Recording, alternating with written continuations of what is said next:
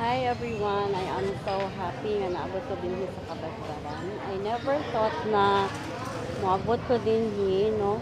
Dugay na nako ni siya nabalaan na place kay taga diri ang akong mother.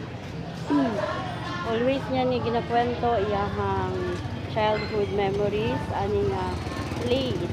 But I never thought na makaabot ko din because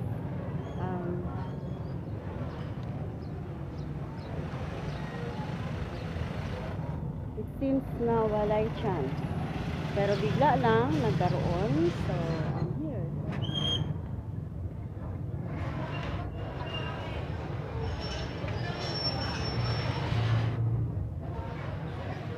A very quiet place.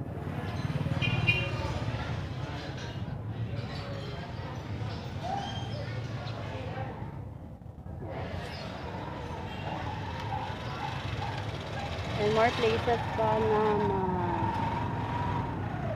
turuyan ako niya. As we will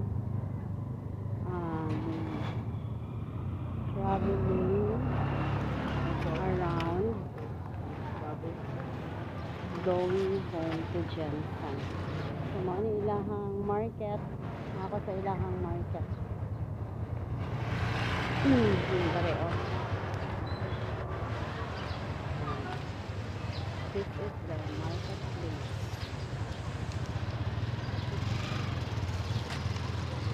Palengke nila.